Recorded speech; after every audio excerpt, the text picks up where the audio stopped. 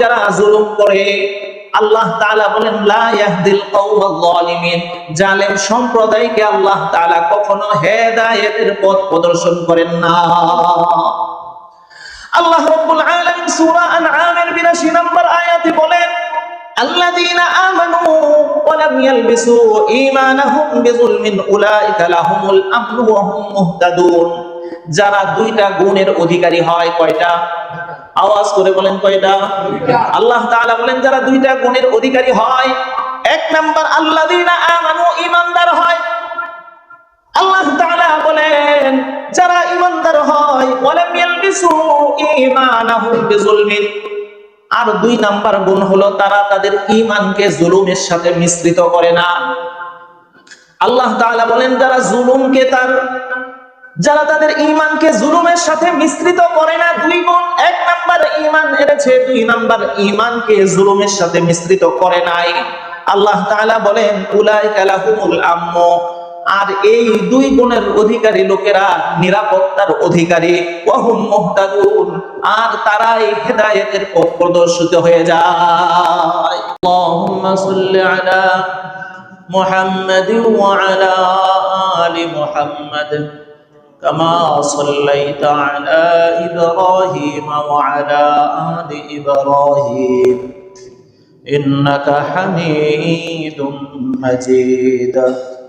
اللهم بارك على محمد وعلى آل محمد كما باركت على إبراهيم وعلى آل إبراهيم إنك حميد مجيد. بلغ العلا بكماله كشف الدجى بجماله حسنت جميع خصاله صلوا عليه وآله. لا إله إلا الله لا إله إلا الله لا إله إلا الله لا إله إلا الله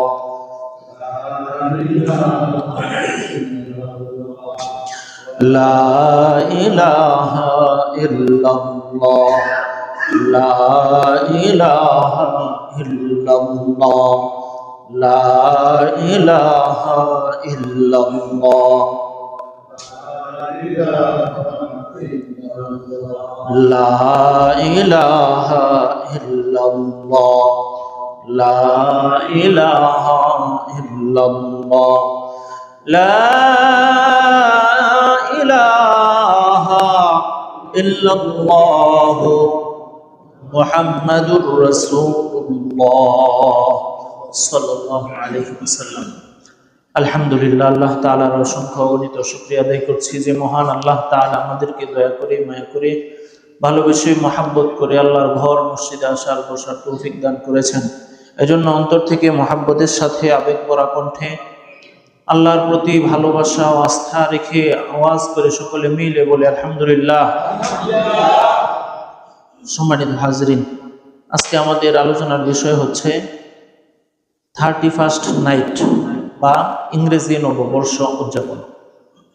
এই বিষয়কে সামনে রেখে আমরা কিছু কোরআন হাদিসকে সামনে রেখে আমরা কোরআন হাদিসের দিক নির্দেশনামূলক কিছু কথাবার্তা বলার এবং শোনার চেষ্টা করব। আল্লাহ তাআলা আমাদেরকে শুনবার এবং মানবার তৌফিক দান করেন।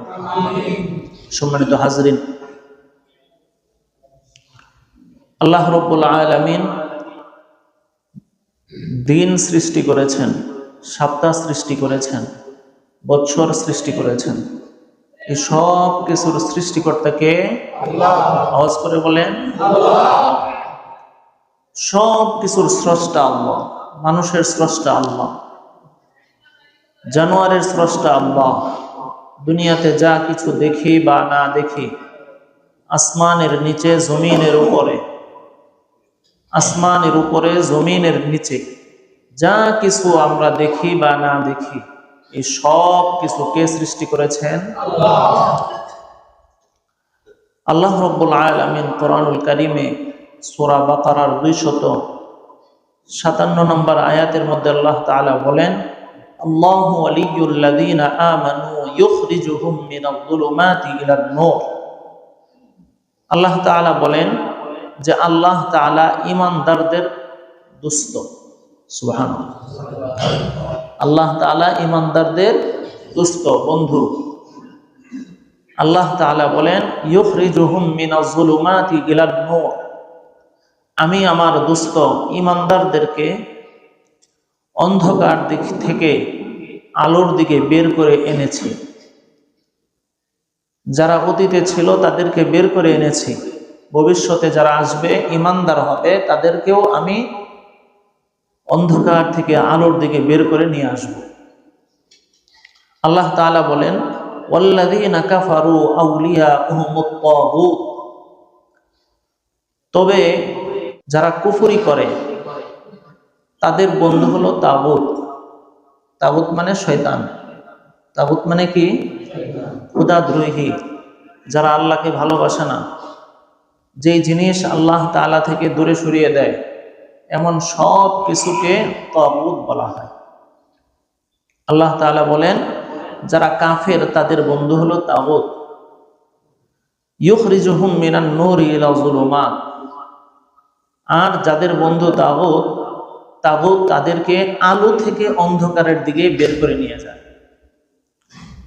আল্লাহ তাআলা তার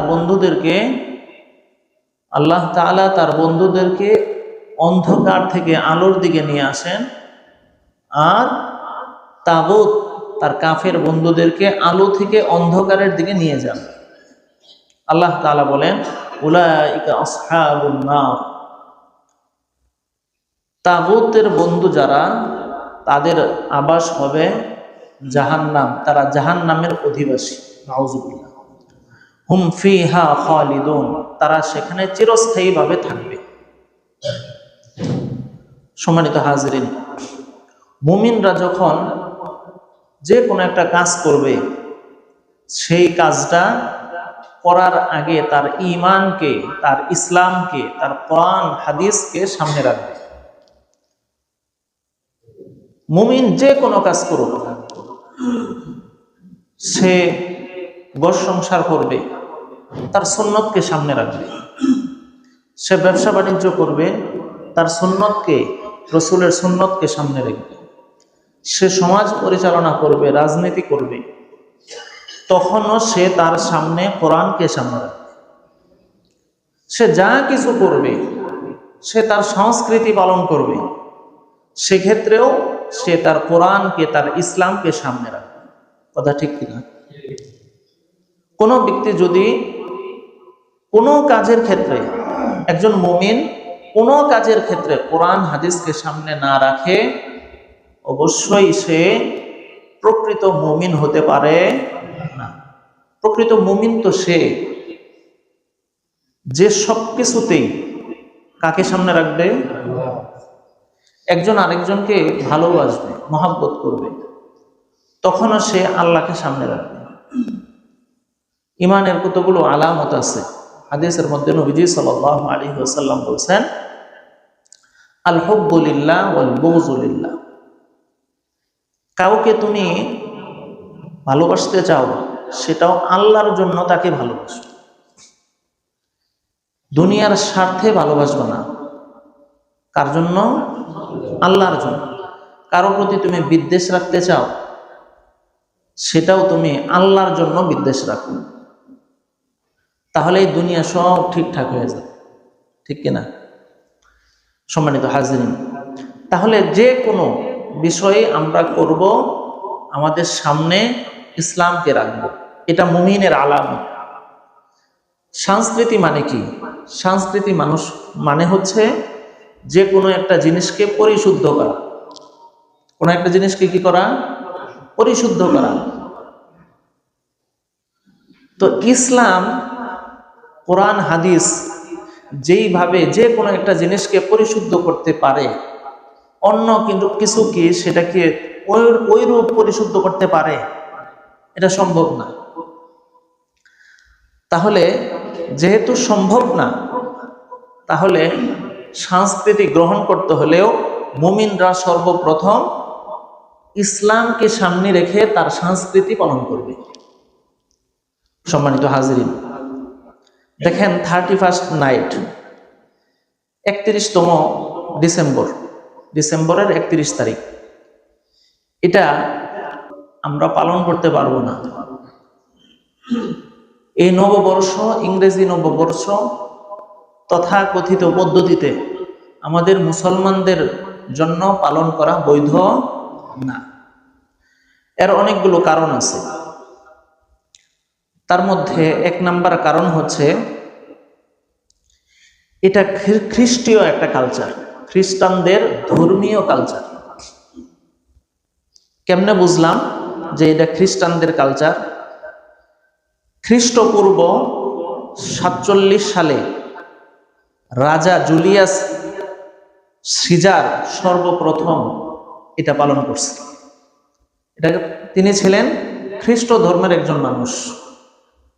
এরপরে পারস্য সম্রাট নাম জমশিদ, তিনি খ্রিস্টপূর্ব 800 সালে নৌরুজের প্রচলন করেন, নৌরুজ নামে। এবং সর্বশেষ খ্রিস্টান রীতি অনুযায়ী, গ্রেগরিয়ান ক্যালেন্ডার অনুযায়ী 31 ডিসেম্বরকে সর্বপ্রথম তিনি 31st নাইট হিসাবে এবং এই নামে তিনি পালন করেন। 31st নাইট বলি অথবা ইংরেজি নববর্ষ বলি, এর যে উদযাপনটা আছে, এই অনুষ্ঠানটা আছে, এটা মূলত খ্রিস্টানদের একটা আয়োজন। তাছাড়া দেখেন, আপনি যদি গুগলে সার্চ দেন, গুগলে সার্চ দিলে আপনি পাবেন জানুস নামে একটা সার্চ দিবেন, JANUS, জানুস।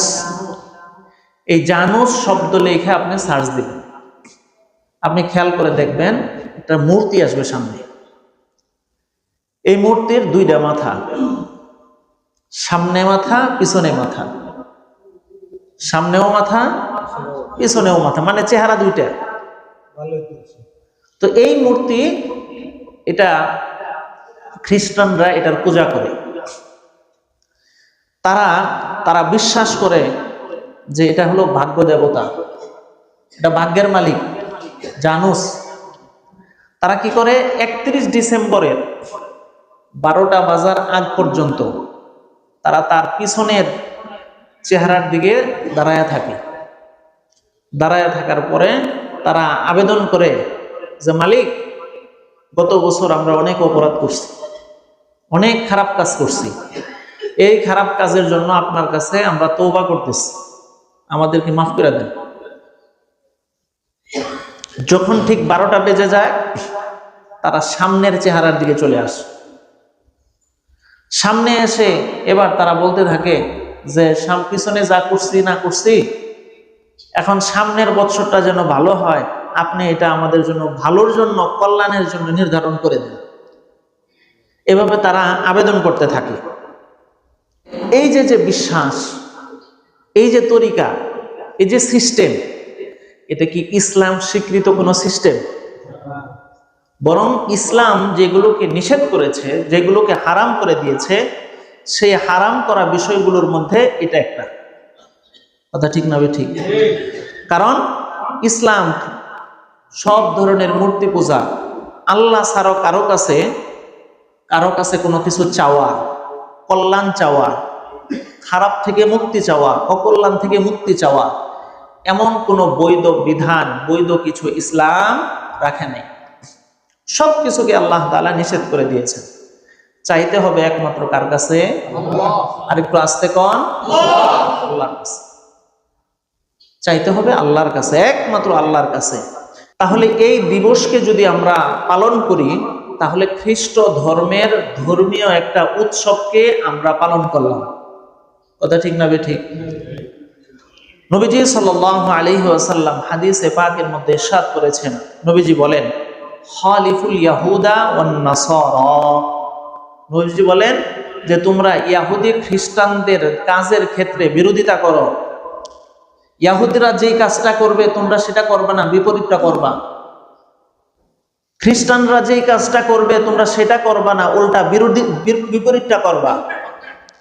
আল্লাহ রাব্বুল আলামিন কোরআনুল কারীমের মধ্যে বলেছেন, ইয়া আইয়ুহাল্লাযীনা আমানু লা তাত্তাখিযুল ইয়াহুদা ওয়ান নাসারা আউলিয়া বা'দুহুম আউলিয়াউ বা'দ ওয়া মান ইয়াতাওয়াল্লাহুম মিনকুম ফাইন্নাহু মিনহুম ইন্নাল্লাহা লা ইয়াহদিল কওমাল যালিমিন।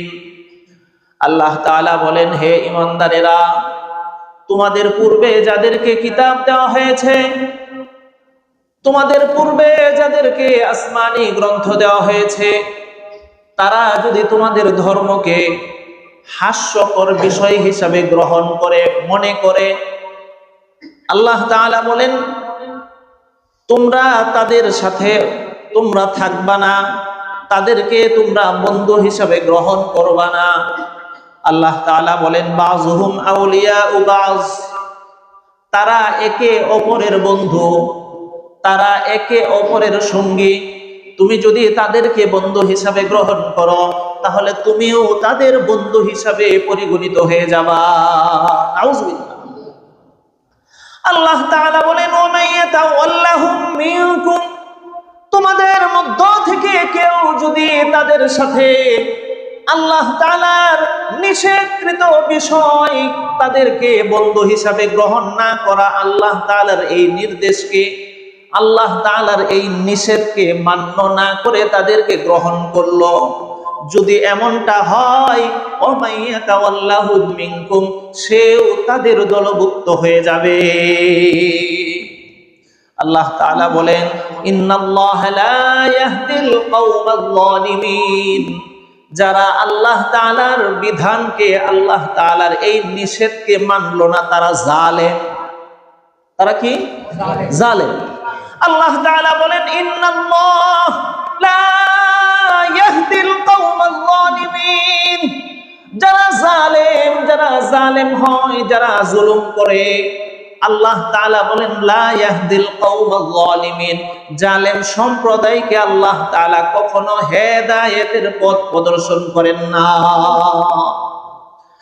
আল্লাহ রাব্বুল আলামিন সূরা আনআমের ৮২ নম্বর আয়াতে বলেন আল্লাযীনা আমানু ওয়া লাম ইয়ালবিসু ঈমানাহুম বিযুলমিন উলাইকা লাহুমুল আমনু ওয়া হুম মুহতাদুন। যারা দুইটা গুণের অধিকারী হয়, কয়টা? আওয়াজ করে বলেন কয়টা? আল্লাহ তাআলা বলেন যারা দুইটা গুণের অধিকারী হয়, এক নাম্বার আল্লাযীনা আমানু, ঈমানদার হয়। আল্লাহ তাআলা বলেন যারা ঈমানদার হয়, ওয়ালাম ইয়ালবিসু ঈমানাহুম বিযুলমিন, আর দুই নাম্বার গুণ হলো তারা তাদের ঈমানকে জুলুমের সাথে মিশ্রিত করে না। আল্লাহ তাআলা বলেন যারা তাদের ঈমানকে জুলুমের সাথে মিশ্রিত করে না, দুই গুণ, এক নাম্বার ঈমান এনেছে, দুই নাম্বার ঈমানকে জুলুমের সাথে মিশ্রিত করে নাই। আল্লাহ তাআলা বলেন উলাইকা লাহুমুল আমনু, আর এই দুই গুণের অধিকারী লোকেরা নিরাপত্তার অধিকারী, ওয়া হুম মুহতাদুন, আর তারাই হেদায়েতের পথ প্রদর্শিত হয়ে যায়। তাহলে ঈমান আনছে, ঈমানকে জুলুমের সাথে মিশায় নাই। যদি মিশায়, যদি ঈমানকে জুলুমের সাথে মিশ্রিত করে তাহলে কি হয়? সে নিরাপত্তার অধিকারী হয় না, সে হেদায়েতের পথের মানুষ হয় না। তাহলে এই দুই গুণ অর্জন করার দরকার আছে না নাই? সম্মানিত হাজিরিন, তাহলে আমরা বুঝলাম কেউ যদি এই নববর্ষ পালন করে, উদযাপন করে, ইংরেজি নববর্ষ, তাহলে এটা খ্রিস্টীয় ধর্মের একটা কালচারের সাথে মিশ্রিত হয়ে যায়। আর খ্রিস্টীয় ধর্ম পালন করা, তাদের কোনো কালচার, কোনো সংস্কৃতি গ্রহণ করা, এটা আল্লাহর আদেশ না নিষেধ? আর নিষেধ যদি আমরা মানি, সেটা আমরা নিজের উপর কি করলাম? জুলুম করলাম। কি করলাম? নিজের উপর জুলুম করলাম। হাসরের ময়দানে নবীজি সাল্লাল্লাহু আলাইহি ওয়াসাল্লাম বলেছেন, সাহাবায়ে কেরামকে জিজ্ঞেস করেন, এই সাহাবায়ে কেরাম, তোমরা কি জানো সবচাইতে অসহায় গরিব মানুষ কারা? সাহাবায়ে কেরাম জিজ্ঞেস করছেন, ইয়া রাসূলুল্লাহ, যাদের টাকা পয়সা নাই ওরাই তো সবচেয়ে গরিব মানুষ, আপনারা কি বলেন? সবচেয়ে তারাই তো গরিব মানুষ। নবীজি সাল্লাল্লাহু আলাইহি ওয়াসাল্লাম বলেন, না, তারা সবচেয়ে অসহায় মানুষ না, গরিব মানুষ না। সাহাবায়ে কেরাম জিজ্ঞেস করে, ইয়া রাসূলুল্লাহ, তাহলে আপনি বলে দেন। নবীজি সাল্লাল্লাহু আলাইহি ওয়াসাল্লাম বলেন যে, শোনো, সবচেয়ে অসহায় মানুষ হলো তারা, বুখারীর হাদিস। নবীজি সাল্লাল্লাহু আলাইহি ওয়াসাল্লাম বলেন, হাসরের ময়দানে কিছু মানুষ আসবে, উঠবে, আল্লাহ রাব্বুল আলামিন তাদের জন্য জান্নাতের ফয়সালা করে দিবেন। এমন সময়ে কিছু মানুষ দৌড়ায় আসবে। একজন মানুষ আসবে, বলবে, আল্লাহ, আপনি এই লোক এত নেক আমলের স্তূপ নিয়ে আসছে, এত বিশাল স্তূপ নেক নিয়ে আসছে, আপনি জান্নাতের ফয়সালা দিয়ে দিবেন। আল্লাহ, আমার কিছু কথা আছে। কি কথা? আল্লাহ, তার বাড়ির পাশে আমার বাড়ি ছিল, সে তো অনেক বড় ব্যক্তি ছিল দুনিয়াতে, কিন্তু আমি ছোট ব্যক্তি ছিলাম, আমাকে রাস্তা, আমি প্রাপ্য রাস্তা এটা আমাকে দেয় নাই, আমি ওই দিন বিচার পাই নাই, ইনসাফের বিচার পাই নাই। আল্লাহ, আজকে আপনার কাছে, আপনি তো জব্বার, আপনি তো ইনসাফের মালিক, আপনি নিজেই ইনসাফ সৃষ্টি করেছেন, আজকে আপনার কাছে আমি ইনসাফের বিচার চাই। তখন আল্লাহ তাআলা বলবেন, তুমি কিভাবে আমি বিচার করতে পারি? আল্লাহ, আজকে তো তারা মাইর দিলে আমার লাভ নাই, তার নেক আমল থেকে কিছু আমাকে দিয়ে দেন, আমি তার মাফ করে দেব। তখন আল্লাহ রাব্বুল আলামিন এই নেক আমলের স্তূপ থেকে কিছু নেক আমল তাকে দিয়ে দিবেন, সে চলে যাবে। আরেকজন দৌড়ায় আসবে, আল্লাহ, আমি আরেকজনের সাথে মারামারি করছিলাম, আল্লাহ, তখন এই লোক খুব ছিল, প্রভাবশালী ছিল, আমি বিচার পাই নাই, আমার বিরুদ্ধে বিচার, আমি ইনসাফের বিচার, আমি পাওয়ার হক ছিলাম, কিন্তু সে আমার উপর ইনসাফের বিচার করে নাই, পার্টিশিয়ালি করছে, আজকে আপনার কাছে ইনসাফের বিচার চাই। তখন আল্লাহ রাব্বুল আলামিন তাকেও কিছু নেক আমল দিয়ে বিদায় দিয়ে দিবে, সেও মাফ করে দিবে। এভাবে একটার পর একটা আসতে থাকবে যে, আল্লাহ, আমি বাজারে গেছিলাম, সে আমাকে, আমি যতটুকু পণ্যের প্রাপ্য ছিলাম ওই পণ্য আমাকে দেয় নাই, আমি কিছু বলতে পারি নাই, তার কাছ থেকে জায়গা কিনছিলাম কিন্তু জায়গা একটু কমায় দিয়েছে, আমি কিছু বলতে পারি নাই। এইভাবে আল্লাহর কাছে একজন একজন করে আসতে থাকবে, আর আল্লাহ তার নেক আমল থেকে কিছু দিতে থাকবেন। একটা সময় তার নেকের স্তূপ শেষ হয়ে যাবে, আরো কিছু মানুষ থেকে যাবে যাদের হক বাকি আছে। তখন আল্লাহ রাব্বুল আলামিন তখন বলবেন, তোমাদেরকে কি দিব? এখন তো তার নেক শেষ হয়ে গেছে দিতে।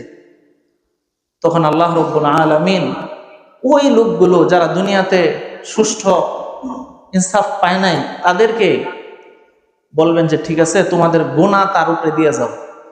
তখন তার গুনাহগুলো এই ব্যক্তিকে দিয়ে যাবে।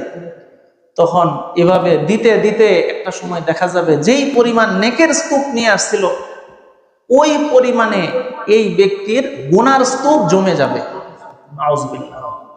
সর্বশেষ এই লোকটা জান্নাতে যাওয়ার উপক্রম ছিল, এখন এই ব্যক্তিটা জাহান্নামে নিক্ষিপ্ত হবে। নাউজুবিল্লাহ।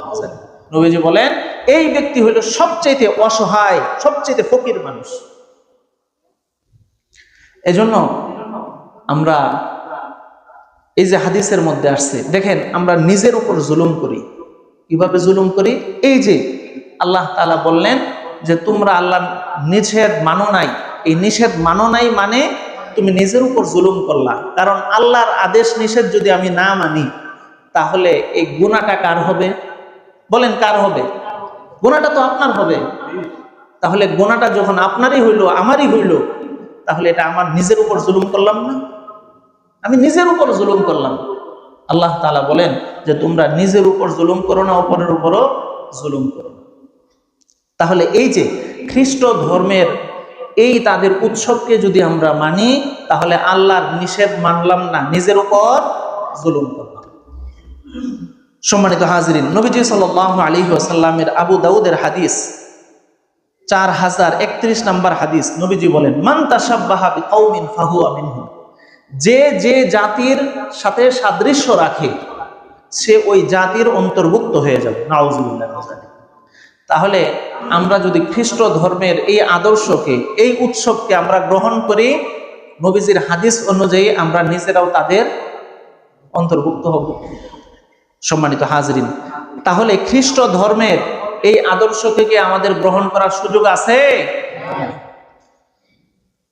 নববর্ষ, ইংরেজি নববর্ষ উৎসব আমরা পালন করতে পারবো না। এক নাম্বার কারণ হচ্ছে এটা খ্রিস্ট ধর্মীয় একটা উৎসব। দুই নাম্বার হচ্ছে এই উৎসবের মধ্যে অশ্লীলতার ছড়াছড়ি হয়। অশ্লীলতা ছড়াছড়ি হয় কি হয় না? নারী পুরুষ সব একসাথে বিভিন্ন ক্লাবে, বিভিন্ন ধরনের বড় বড় হোটেলে নারী পুরুষের অবাধ বিচরণ হয়, তাহলে অশ্লীলতা হয়। আল্লাহ রাব্বুল আলামিন সূরা আনআমের 141 নম্বর আয়াতে আল্লাহ তাআলা বলেন, ওয়ালা তাকরাবুল ফাওয়াহিশা মা যাহারা মিনহা ওয়া মা বাতান। আল্লাহ তাআলা বলেন, তোমরা অশ্লীলতার ধারে কাছেও যাবা না, প্রকাশ্য অপ্রকাশ্য কোনোভাবেই যাবা না। কিছু অশ্লীলতা আছে যেটা মানুষ দেখে, আর কিছু আছে যেটা আমি একাকী করতে পারি, মানুষ দেখা নাই। আল্লাহ তাআলা বলেন, প্রকাশ্য অপ্রকাশ্য সব ধরনের অশ্লীলতা থেকে তোমরা বেঁচে থাকো। দেখেন, এখানে আল্লাহ রাব্বুল আলামিন বলছেন কি, তোমরা অশ্লীলতা করো না, এই শব্দ বলেন নাই। আল্লাহ তাআলা বলছেন অশ্লীলতার ধারে কাছেও যেও না, নিকটবর্তী হইও না। তাহলে আল্লাহ তাআলা কতটা গুরুত্ব দিয়ে বলছেন, মানে ওটা তো করবাই না, কাছেও যাবা না। কেন? কাছে গেলে করতে মনে চাবে, খারাপ কাজ দেখলে পরে করতে মনে চায়। এই জন্যই তো ওই শের বলছেন, সোহবতে সালেহ তোরা সালেহ কোনা, সোহবতে তালেহ তোরা তালেহ কোনা। সৎসঙ্গ স্বর্গবাস, অসৎসঙ্গ সর্বনাশ। আপনি খারাপ কাজ দেখবেন, কাছে যাবেন, করতে মনে যাবে, আপনি এটার ধারে কাছেও গেলেন না, এটা আর আপনার ভিতরে এটার আকর্ষণ আসবে না। সম্মানিত হাজরিন, দুই নাম্বার কারণ আমরা এই উৎসব পালন করব না, এটার মধ্যে অশ্লীলতা আছে, আর অশ্লীলতা সম্পর্কে আল্লাহ রাব্বুল আলামিন আমাদেরকে নিষেধ করেছেন। তিন নাম্বার, আমরা এই উৎসব পালন করতে পারবো না কারণ আল্লাহ রাব্বুল আলামিনের এখানে আরেকটা নিষেধ লঙ্ঘন হয়, গান বাজনা হয়, বাদ্য বাজনা হয়। আল্লাহ তাআলা বলছেন, وَمِنَ النَّاسِ مَن يَشْتَرِي لَهْوَ الْحَدِيثِ لِيُضِلَّ عَن سَبِيلِ اللَّهِ بِغَيْرِ عِلْمٍ وَيَتَّخِذَهَا هُزُوًا أُولَئِكَ لَهُمْ عَذَابٌ أَلِيمٌ। আল্লাহ তাআলা বলেন, কিছু মানুষ এমন আছে যারা অর্থের বিনিময়ে অন্যায় কাজ কর্মকে, গান বাদ্য বাজনাকে সে গ্রহণ করে নেয়, ক্রয় করে নেয়। আর এই বাদ্য বাজনা, অন্যায় কাজ কর্ম লিউদিল্লা আন সাবিলিল্লাহ, আল্লাহ তাআলার পথ থেকে এই খারাপ কাজটাকে সরায়া দেয়। নাউজুবিল্লাহ। এই গান বাদ্য বাজনা শুনলে পরে আল্লাহর রাস্তা থেকে সরায়া দেয়। এই জন্যই তো ওই যে বাউল গান গায় না, কত কিছু কইছে, কিয়ামত হয়ে গেছে, সব বাউলের পক্ষ দাঁড়ায় গেছে। মিডিয়া যা আছে আর কি, বুদ্ধিজীবী যা আছে, সব বাউলের পক্ষে। আল্লাহর পক্ষে তখন কয়জন বুদ্ধিজীবী দেখা গেছে এটা আল্লাহই জানে। গানের মধ্যে আমার অনেক শিরকি শব্দ থাকে, অনেক অশ্লীলতাপূর্ণ শব্দ থাকে, অন্যায় কর্ম থাকে, সময় নষ্ট হয়। এই সময় এতটা দামি, আল্লাহ রাব্বুল আলামিন এই সময়ের কসম খাইছেন। সুবহানাল্লাহ। আল্লাহ তাআলা বলছেন, ওয়াল আসর, আমি সময়ের কসম খাচ্ছি, আসরের কসম খাচ্ছি, ওয়াল ফাজর, আমি ফজরের সময়ের কসম খাইতেছি। সময়ের কত দাম যে এই সময়ের কসম কে খাইলেন? আল্লাহ সময়ের কসম খাইছেন। আমাদের উস্তাদ আল্লামা আবুল ফাতাহ রাহিমাহুল্লাহ ইন্তেকাল করেছেন, আল্লাহ ওনার কবরকে জান্নাতের বাগান বানায় দেন। উনি বলছেন, মানুষের জীবনের সংজ্ঞা কি? একটা মানুষের জীবনের সংজ্ঞা কি? জীবন কাকে বলা হয়? জীবন বলা হয়, জীবন মানে হচ্ছে কতগুলো সময়ের সমষ্টি, কতগুলো সময়ের সমষ্টি। আপনার হাতে কিছু সময় আছে, মানে আপনার জীবন আছে। আপনার সময় নাই, আপনার জীবন নাই, আপনি শেষ হয়ে যাবেন। তাহলে মানুষের জীবনের সংজ্ঞাই হলো কি? কতগুলো সময়ের সমষ্টি। তাহলে সময় নষ্ট হয়। এই গান বাদ্য বাজনার কাছে গেলে পরে কি হয়?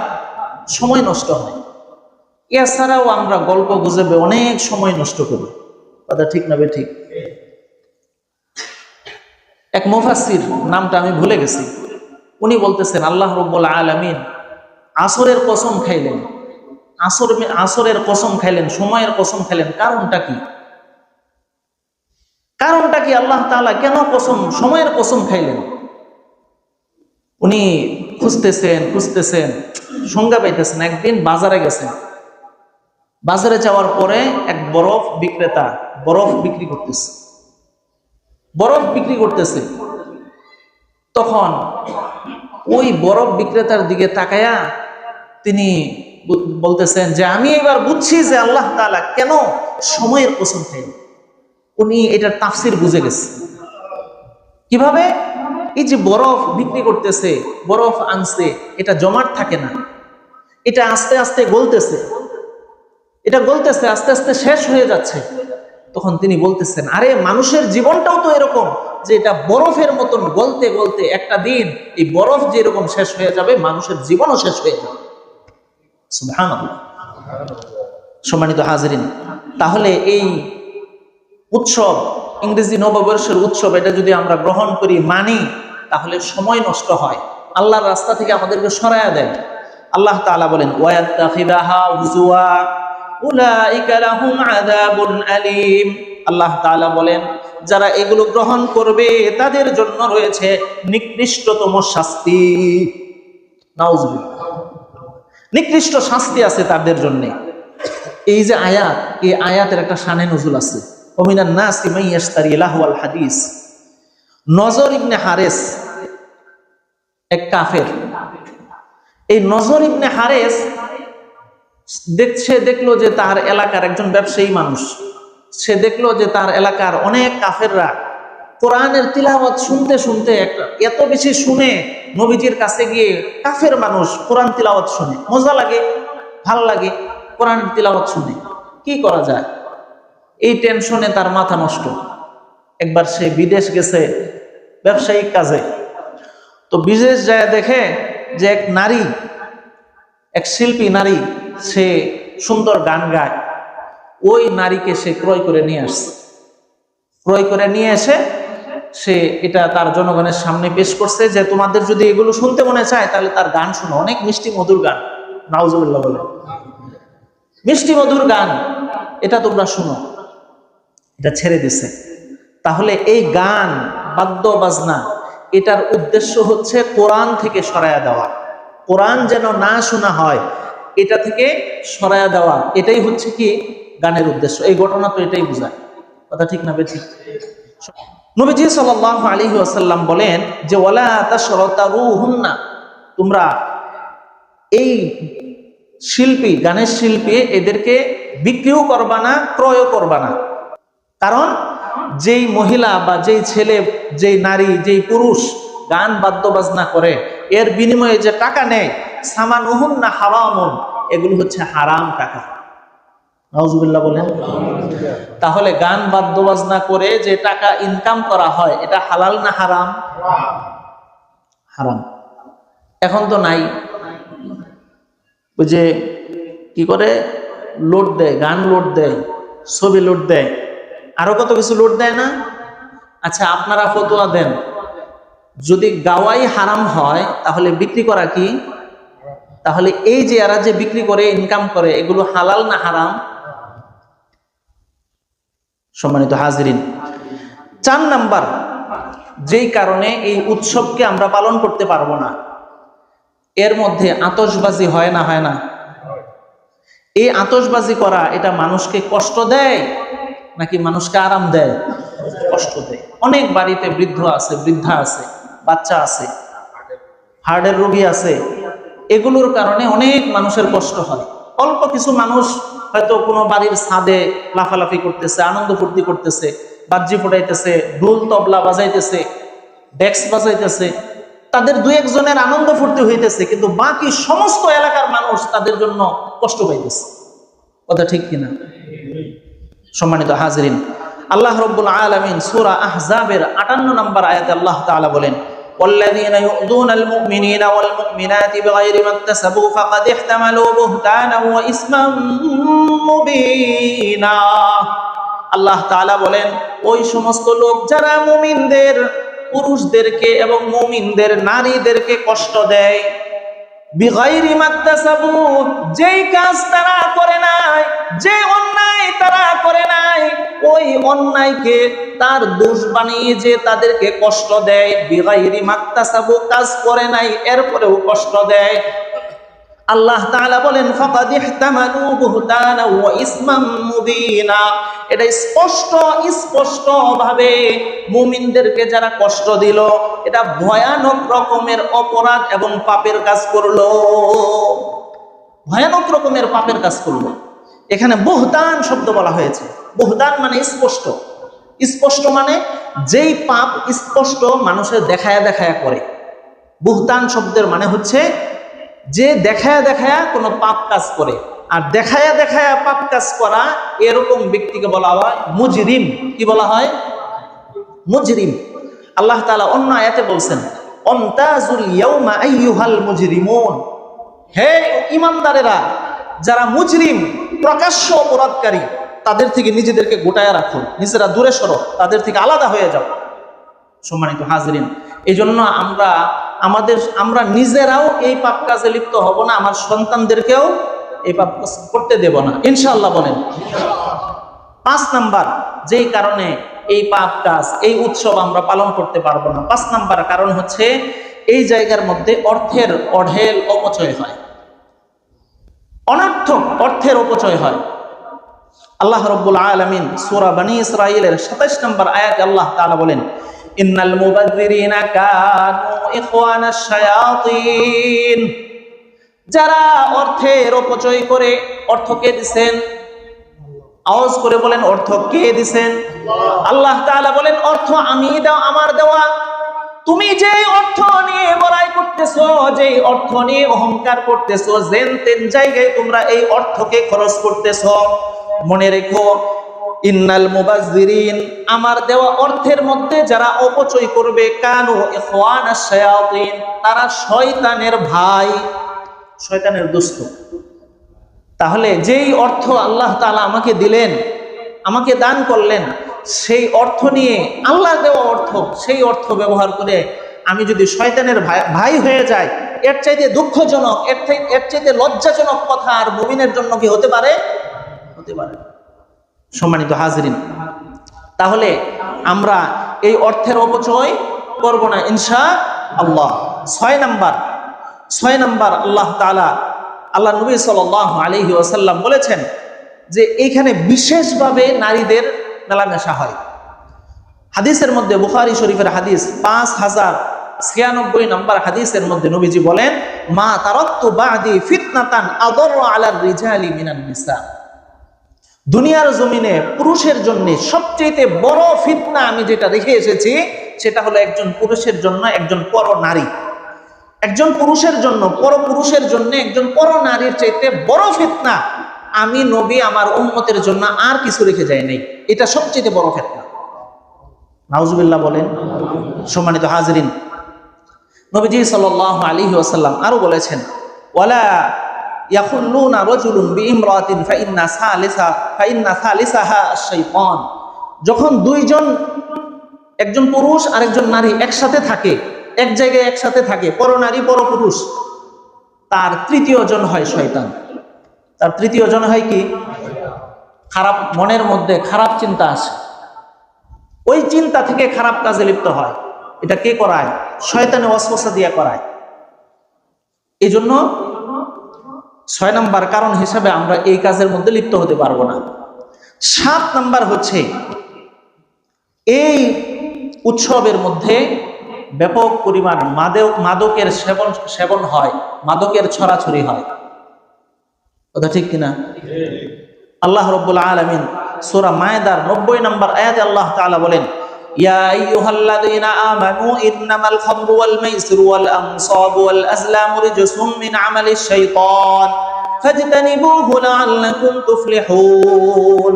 আল্লাহ রাব্বুল আলামিন বলেন, হে ঈমান ইমানদারেরা, ইন্নামাল খামরু ওয়াল মাইসিরু ওয়াল আনসাব রিজসুম মিন আমালিশ শাইতানি ফাজতানিবুহু লাআল্লাকুম তুফলিহুন। হে ইমানদারেরা, তোমরা মদ, জুয়া এবং ভাগ্য নির্ধারণ এগুলো থেকে তোমরা বিরত থাকো, কারণ এগুলো হলো নাপাক, এগুলো হলো শয়তানের কাজ। ফাজতানিবুহু লাআল্লাকুম তুফলিহুন। তোমরা এগুলো থেকে বিরত থাকো। তোমরা এগুলো থেকে যদি বিরত থাকতে পারো, তাহলে তোমরা সফলকাম হয়ে জান্নাতে প্রবেশ করতে পারবা। তাহলে কয়টা কাজ? মদ, জুয়া, ভাগ্য নির্ধারক। ভাগ্য নির্ধারক মানে আগের কালে যখন কোনো পুরুষ ঘর থেকে বের হইতো, কাজে বের হইতো, তখন তার ঘরের সামনে একটা থলি থাকতো। এই থলির মধ্যে দুই ধরনের লাঠি দেওয়া থাকতো, ছোট ছোট লাঠি থাকতো। এই লাঠির নিচের অংশে কোনোটার মধ্যে লাল চিহ্ন দেওয়া থাকতো, কোনোটার মধ্যে সবুজ চিহ্ন দেওয়া থাকতো, কোনোটার মধ্যে কালো চিহ্ন দেওয়া থাকতো, বিভিন্ন ধরনের চিহ্ন দেওয়া থাকতো। তো তারা ঘর থেকে বের হওয়ার আগে এখান থেকে একটা লাঠি তুলে মনে করেন লাল চিহ্ন, এটা তো খারাপ লক্ষণ, খারাপ, এই চিন্তা করে সে লাঠি যদি উঠতো লালটা, তাহলে আর সে চিন্তা করতো এখন ঘর থেকে বের হইলে খারাপই আছে, ঘর থেকে আর বের হইতো না। আর যদি সবুজ চিন্তা বের হইতো, তাহলে মনে করতো যাক ভাগ্য ভালো, এবার সে বের হইতো। এভাবে তারা ভাগ্য নিয়ন্ত্রক মনে করত। এগুলো ইসলামে সম্পূর্ণ হারাম, এগুলো জায়েজ নাই। আপনি বের হন, আল্লাহর উপর তাওয়াক্কুল করে বের হয়ে যান। আপনি কাজে লিপ্ত হয়ে যান। হেফাজতের মালিক কে? আর একটু আস্তে কোন। হেফাজতের মালিক কে? সব কিছু ভাগ্যের মালিক আল্লাহ। ভাগ্য যদি মন্দ হয় সেটার মালিক আল্লাহ, ভাগ্য যদি ভালো হয় সেটার মালিকও আল্লাহ। সব কিছুর মালিক কে? আল্লাহ। সব কিছুর মালিক আল্লাহ রাব্বুল আলামিন। এই জন্য আমরা কোনো কিছুকে খারাপ চিন্তা করব না, কোনো কিছুকে খারাপ, ওই যে এখন আছে গ্রামে একটা জিনিস আছে, সেটা হলো যদি পেঁচায় ডাকে তাহলে মনে করে যে খারাপ, কোনো বিপদ আসতে পারে। আরেকটা আছে কি একটা পাখি আছে, ওই পাখি ডাকলে মনে করে যে মেহমান আসতে পারে। আপনাদের এলাকায় আছে এগুলো? আমাদের এলাকায় তো এখনো আছে, ওই যে ইষ্ট কুটুমগুলি। যাই হোক, এরকম ভাগ্য নির্ধারক মনে করা এগুলো জায়েজ আছে? হ্যাঁ, একটা জিনিসকে ভালো মনে করা, ভালো কিছু মনে করা যে হতে পারে এটা ভালো, এই ভালো কিছু মনে করা এটা জায়েজ আছে। কিন্তু মন্দ কিছু মনে করা এটা ইসলামে জায়েজ নাই। আল্লাহ তাআলা আমাদেরকে এই কুসংস্কার, উৎসব, 31st নাইটের যে উৎসব, এগুলো থেকে আমাদের সবাইকে হেফাজত করেন। চিল্লায় বলেন আমিন। এখানে যে যুবকরা আছে, কারা কারা এই উৎসব পালন করবে? হাত তুলেন তো দেখি। যুবক ভাইরা, আপনি যুবক না বুড়া মানুষ, কে কে পালন করবে দেখি? কেউ পালন করবা না তো ইনশাল্লাহ? কে কে করবা না ইনশাল্লাহ? যুবকরা, বৃদ্ধরা তো করার সুযোগ নেই। ও মাশাআল্লাহ, আল্লাহ কবুল করেন। আল্লাহ তাআলা সবাইকে এই সমস্ত গুনাহের কাজ থেকে, কুসংস্কার থেকে আমাদের সবাইকে হেফাজত করেন। ইসলামের সংস্কৃতিকে গ্রহণ করার তৌফিক দান করেন। রসুলের আদর্শ, এই সবার মুখে মুখে এখন রসুলের আদর্শ, সেই রসুলের আদর্শ অনুযায়ী আমাদের জীবন যাপন করার তৌফিক দান করেন। আমিন। ওয়া আখির দাওয়ানা আলহামদুলিল্লাহ।